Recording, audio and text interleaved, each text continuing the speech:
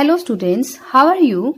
बच्चों, आज हिंदी की कक्षा में आपका स्वागत है। सभी बच्चे अपनी हिंदी की मेघला पुस्तक, रफ नोटबुक और पेंसिल लेकर बैठ जाएं और ध्यान पूर्वक आज का सेशन अटेंड करें। तो बेटा, पिछले सेशन में लेखक ने कुत्ते के उदाहरण से अपने मित्र एवं पूरी मनुष्य जाति को यह बताया कि यदि हम दूसरों की बुराइयों को नजरअंदाज करके उनके गुणों को अपनाते हैं तो दूसरे भी हमारे साथ वैसा ही व्यवहार करते हैं।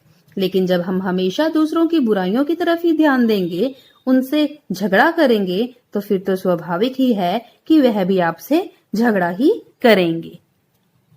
तो बेटा, और लेखक ने कौन कौन से उदाहरण बताए हैं वो पढ़ेंगे हम आज के सेशन में। तो चलिए स्टार्ट करते हैं।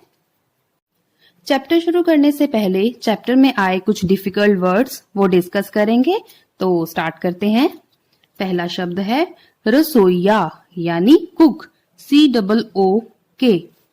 नेक्स्ट उल्लाहनों यानी शिकायत। तारीफ, बेटा र को बड़ी ई की मात्रा और फ के पैर में बिंदी, तारीफ यानी प्रेज, PRAISE। नेक्स्ट वर्ड है दिमाग चढ़ जाएगा। तो बेटा यह एक मुहावरा है जिसका अर्थ है बहुत अधिक घमंड होना, यानी दिमाग चढ़ जाना, बहुत अधिक घमंड होना। नेक्स्ट वर्ड है चारा यानी वे। अगला वर्ड है कर्मचारियों, क म के ऊपर रेफ, चक्को आ, र को छोटी की मात्रा, यो ऊपर बिंदी, कर्मचारियों यानी वर्कर्स, WORKERS। नेक्स्ट वर्ड संतुष्ट, स के ऊपर बिंदी, तक को छोटे ऊ की मात्रा, आधा श षटकोण वाला और ट, संतुष्ट यानी सेटिस्फाइड, SATISFIED। नेक्स्ट वर्ड है आदर्श, बड़ा आ, द श के ऊपर रेफ, आदर्श यानी role model, ROLEMODEL। Next word है सम्मान यानी आदर। नेक्स्ट वर्ड मूर्ख, म को बड़े ऊ की मात्रा, ख के ऊपर रेफ यानी मूर्ख यानी नासमझ। नेक्स्ट वर्ड है पूर्ण यानी पूरा। अगला वर्ड त्रुटियां यानी कमियां। नेक्स्ट वर्ड ईसा, बेटा इसको हम क्या कहेंगे? यीशु। यह उस भगवान का नाम है ईसाइयों के। ईसा यानी यीशु, हम ईसा मसीह कहते हैं ना, वह वाला। नेक्स्ट है शहतीर यानी बड़ा लट्ठा। नेक्स्ट प्रयत्न यानी कोशिश। नेक्स्ट टीका टिप्पणी यानी comments, COMMENTS, comments. Next word है आलोचना यानी क्रिटिसिज्म, CRITICISM। आग बबूला हो जाते हैं यानी यह बेटा एक मुहावरा है, बहुत गुस्सा आना यानी आग बबूला होना, बहुत गुस्सा आना। अगला वर्ड है मौके यानी अवसर। दादू, बेटा यहाँ दादू किसको कहा गया है? कवि को कहा गया है। पंक्तियां, प के ऊपर बिंदी, आधा क, त, छोटी ई की मात्रा, आधे क को, य को ऊपर चंद बिंदु, पंक्तियां यानी लाइन्स, LINES। अगला वर्ड है कारगर यानी इफेक्टिव, EFFECTIVE। नेक्स्ट वर्ड है निंदक, न को छोटी की मात्रा, द के ऊपर बिंदी, क, निंदक यानी बुराई करने वाला। नेक्स्ट वर्ड है त्रुटियां यानी कमियां। अगला वर्ड है हिंसा, ह को छोटी की मात्रा, ऊपर बिंदी, सकोआ, हिंसा यानी वॉयलेंस, VIOLENCE। नेक्स्ट है त्याग कर, आधा त, यको आ, ग, कर, त्याग कर यानी छोड़कर। नेक्स्ट वर्ड अर्पण, अ, प के ऊपर रेफ और अण यानी दे देना। नेक्स्ट वर्ड है सहानुभूति यानी हमदर्दी। अगला वर्ड है परीक्षक यानी एग्जामिनर, EXAMINER। अगला वर्ड है अहिंसा यानी non violence, NONVIOLENCE।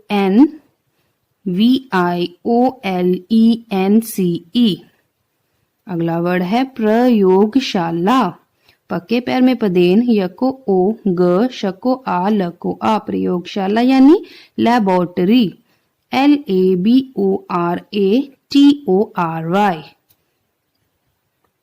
Next word है पथ प्रदर्शक यानी गाइड, GUIDE। नेक्स्ट बछड़े यानी काफ, CALF। नेक्स्ट पेज निकालेंगे बेटा। पहला शब्द है बछड़ा, बेटा इसका हिंदी मीनिंग है गाय का बच्चा। नेक्स्ट वर्ड ताकत, बल। बूढ़ी, नौकरानी यानी old maid, OLDMAID। Next word व्यवहार कुशल यानी वर्डली वाइज, WORLDLYWISE।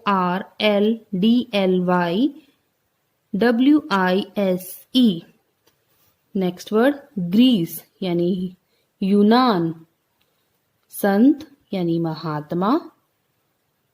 नेक्स्ट अनजान यानी अनभिज्ञ। लास्ट वर्ड साहस यानी हिम्मत। तो चलिए बच्चों आज की रीडिंग शुरू करते हैं। कल हमारे मित्र का रसोइया बिना खबर दिए ही चला गया। बेचारा करता भी क्या, सुबह से शाम तक उसको महाशय की डांट खानी पड़ती थी। तूने आज दाल बिल्कुल बिगाड़ दी, उसमें नमक बहुत डाल दिया। अरे बेवकूफ, तूने साग में नमक ही नहीं डाला। यह जली रोटी कौन खाएगा, आदि उल्हानों की झड़ी लगी रहती थी। जब कोई चीज जरा भी बिगड़ जाती तब तो उसे दिल खोलकर डांटा जाता, पर अच्छा भोजन बनने पर भी कभी तारीफ के 2 शब्द ना बोले जाते थे। वाह, तारीफ कर देने से उसका दिमाग चढ़ जाएगा। मेरे मित्र कह देते, ठीक है तो यह भी आदमी ही, उसके भी दिल है। बेचारा कुछ रुपयों का नौकर यंत्र नहीं बन सकता। तंग आकर भाग जाने के सिवा और क्या चारा था। कहने का मतलब यह कि उनकी किसी से ना बनती, ना मित्रों से, ना ऑफिस के कर्मचारियों से और ना घर के नौकर से। उस पर भी मजा यह है कि वे अपनी जिंदगी और विचारों से पूरी तरह संतुष्ट है। वे मानते हैं कि उनका जीवन, आचार और विचार आदर्श हैं। दूसरे लोग तो उनका सम्मान नहीं करते, मूर्ख हैं। यहाँ लेखक अपने मित्र की उदाहरण देते हुए समझा रहा है, वह अपने रसोइये को छोटी छोटी बात पर डांटता था, कभी उसकी तारीफ नहीं करता था। उसको लगता था कि वह जो कह रहा है, जो करता है वही ठीक है और उसकी बात को ना मानने वाला मूर्ख। उसके इस स्वभाव के कारण नुकसान यह हुआ कि उसका रसोइया भाग गया और मित्रों एवं ऑफिस के कर्मचारियों के साथ ना बनती, उसे अकेले ही रहना पड़ता। चलिए बच्चों आगे रीड करते हैं। दुनिया में पूर्ण कौन है?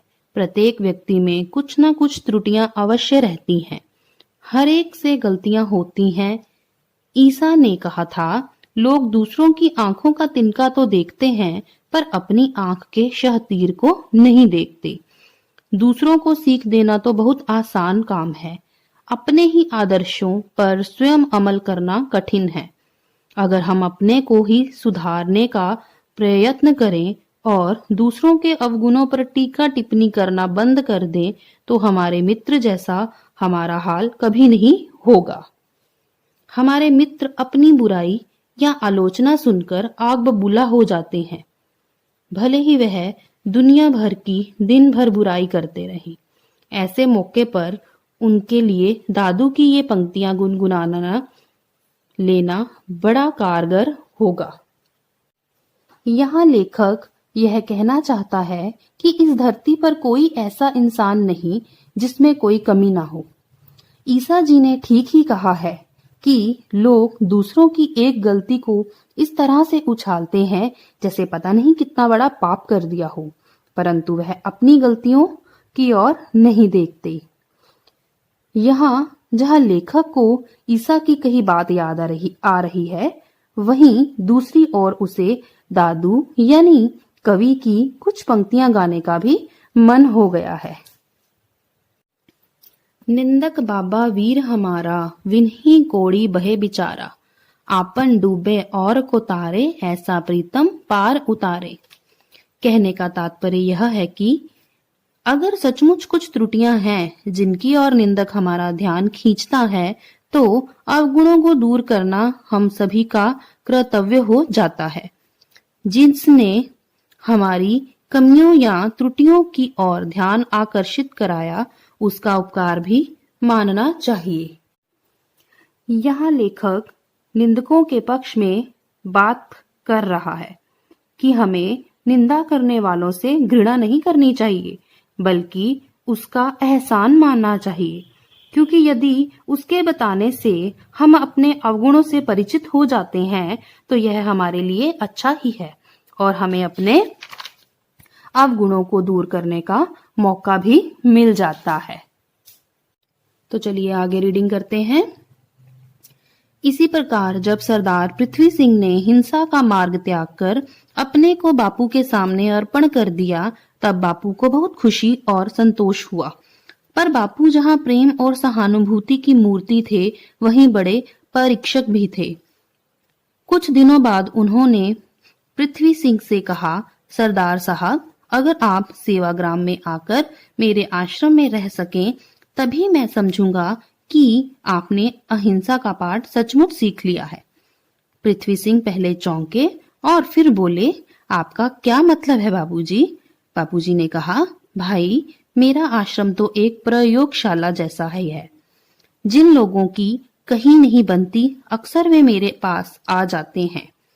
उन सबको एक साथ रखने में मैं सीमेंट का काम करता हूँ और वह सीमेंट मेरी अहिंसा ही है। यहाँ लेखक ने महात्मा गांधी जी का उदाहरण देते हुए बताया कि उन्होंने अपने प्रेम एवं सहानुभूति से हिंसा के मार्ग पर चलने वाले सरदार पृथ्वी सिंह को भी अहिंसा के मार्ग पर चलने के लिए मजबूर कर दिया। इस प्रकार बापूजी ने अपने प्रेम और सहानुभूति से कितने ही व्यक्तियों को अपनी ओर खींचा था। वे आलोचकों के साथ एक पथ प्रदर्शक यानी गाइड का काम भी करते थे। आगे रीडिंग करेंगे। अमेरिका के मशहूर लेखक इमर्सन की एक घटना याद आती है। उन्हें गाय पालने का शौक था, इसीलिए गाय एवं उनके नन्हे बछड़े पास ही एक कुटी यानी कुटिया में रहते थे। यहाँ लेखक ने अमेरिका के मशहूर लेखक इमर्सन की उदाहरण के द्वारा हमें समझाने का प्रयास किया है। एक बार जोर की बारिश आने वाली थी। सभी गायें तो झोपड़ी के अंदर चली गई, पर एक बछड़ा बाहर ही रह गया। इमर्सन और उनका लड़का दोनों मिलकर उस बछड़े को पकड़कर खींचने लगे कि वह कुटी में चला आए, पर ज्यों-ज्यों उन्होंने जोर से खींचना शुरू किया, त्यों-त्यों वह बछड़ा भी सारी ताकत लगाकर पीछे हटने लगा। बेचारे इमर्सन बड़े परेशान हुए। इतने में उनकी बूढ़ी नौकरानी उधर से निकली। जैसे ही उसने यह तमाशा देखा, वह दौड़ी आई और अपना अंगूठा बछड़े के मुंह में प्यार से डालकर उसे झोंपड़ी की ओर ले जाने लगी। बछड़ा भी चुपचाप कुटी के अंदर चला गया। वह अनपढ़ नौकरानी किताबें और कविताएं लिखना नहीं जानती थी, पर व्यवहार कुशल अवश्य थी। और जब जानवर भी प्रेम की भाषा समझते हैं, तो फिर मनुष्य क्यों ना समझेंगे। यहाँ लेखक यह बताने का प्रयास कर रहा है कि बेजुबान जानवर को अगर प्यार से कंट्रोल किया जा सकता है, तो मनुष्य क्यों नहीं।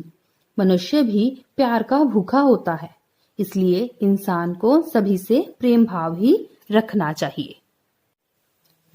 ग्रीस के महान संत सुकुरात ने एक बात बड़े पते की कही थी। जो मनुष्य मूर्ख है और जानता है कि वह मूर्ख है, वह ज्ञानी है, यानी कि वह समझदार है।